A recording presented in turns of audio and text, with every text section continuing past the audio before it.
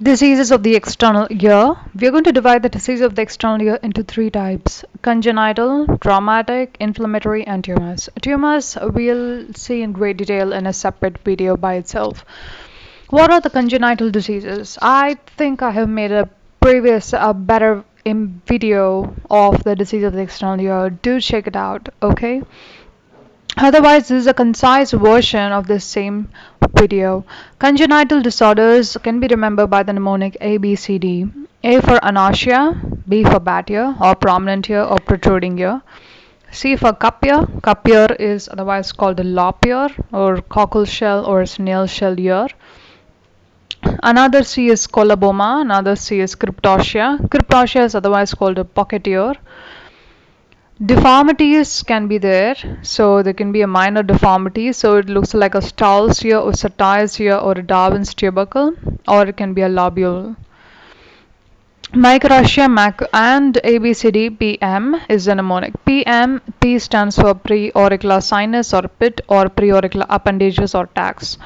Okay, another M is microtia and macrotia. Microtia is peanut ear. Trauma, the mnemonic is FLAK, F-L-A-K-H. Okay, F for frostbite, L for laceration, A for avulsion, K is keloid, H is hematoma. So that is the trauma. Inflammatory conditions, it's just perichondritis pinna. Etiology, it is secondary to an infection because inflammation of the perichondrium is perichondritis, and the most common cause of inflammation throughout the body is infection. So especially when the person has got a ear piercing in weird areas, then the person is going to develop perichondritis pinna. It is secondary to laceration, secondary to blood clot, secondary to surgical incision. So infection is the thing. Other causes can be extension of an infection from diffuse otitis media or furuncle of the external auditory meatus. The bacteria which is involved in perichondritis pinna is Pseudomonas aeruginosa and mixed flora. Just remember P for P is perichondritis, P is Pseudomonas aeruginosa. Symptoms, there is general symptoms of inflammation, calor, rubor, dolor, tumor, functio lisa, everything. Okay, so there is redness or rubor, calor or hot, pain or dolor. And pinna feels very stiff because the person does not want to. A few people can wriggle their pinna, but now because there is a lot of pain, the person does not want to wriggle it. So pinna feels stiff. Complications are there: abscess between the perichondrium and the cartilage to necrosis of the cartilage. Due to loss of blood supply from the perichondrium to the cartilage, this particular complication will happen. So the complication is necrosis of the cartilage. Okay, treatment in early cases, treatment in late cases. Treatment in early cases is systemic antibiotics, 4% aluminum acetate compression. Systemic antibiotics and 4% aluminum acetate compression. Treatment in late cases is abscess drainage, culture sensitivity, and surgery. Okay, incision is made in a natural fold.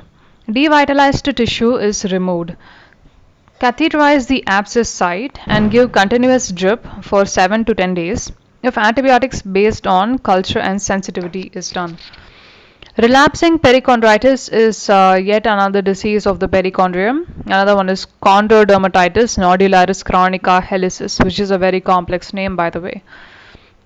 As such, we have seen a good number of diseases which are congenital in origin, which are traumatic, which are inflammatory as well. Otherwise, tumor conditions will be dealt with a separate video by itself, but we can see the gist of it. Benign tumors include cutaneous horn, cyst, which can be a preauricular cyst or sinus, sebaceous cyst, dermoid cyst, hemangioma, keloid keratoacanthoma, neurofibroma, papilloma, wart. Malignant problems include squamous cell carcinoma, basal cell carcinoma, and malignant melanoma.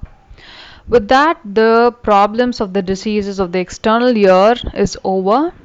Do give this video a like. A thumbs up is always happier to see. And comment down if you have any doubts. Subscribe to my channel. Keep watching my videos and stay on the bright side of life. Thank you.